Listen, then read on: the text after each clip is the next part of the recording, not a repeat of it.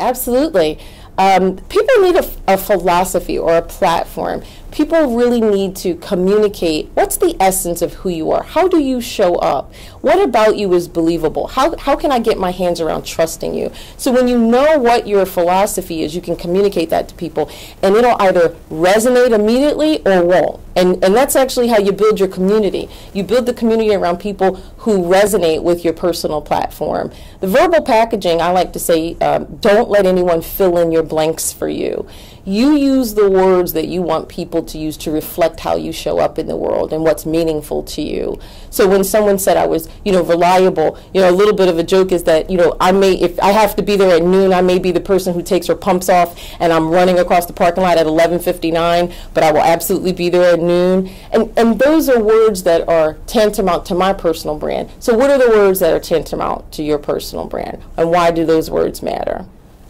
We're deluged right now with images. The average person has 10,000 pieces of information in their face every day, and so you're competing with all that noise, or I like to call it traffic. So if you're not being deliberately extraordinary or exceptional, as I like to say, then you just become part of that static, that white noise. And as much as we want to be part of a community and part of a tribe, we also yearn to be individual as well. And brand gives you an opportunity to kind of mold those two worlds. You can stand on your own 2 feet and be about something, but also connect with other people that share those same values and beliefs and thoughts and things like that. Stand out in a positive way in everything that you do. And it's not work when you're being true to how your personality, your perception, and your presentation come up. So it's really just a matter of tweaking it a little bit to fit the opportunity, but not tweaking who you are. And I think that's the mistake that people make in the job market, is that they're trying to make adjustments to their brand so that they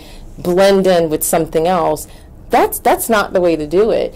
When you're true to who you are, you can replicate that in many opportunities, and the opportunity that is the right fit will always show up, because eventually like attracts like. I know we say opposites attract, but like really does attract like. If you're slightly sarcastic and a little bit funny and kind of irreverent like I am, you're going to want to work for a company that appreciates those little qualities, right? But if you're a little more serious, a little more classic, a little more laid back, you'll also be appreciated at companies whose culture mimics that. So you want to be a good fit and ultimately a great fit for a culture that makes sense for you when you're in the job market. Don't try to put a square peg in a round hole. It has never worked. It's never going to work.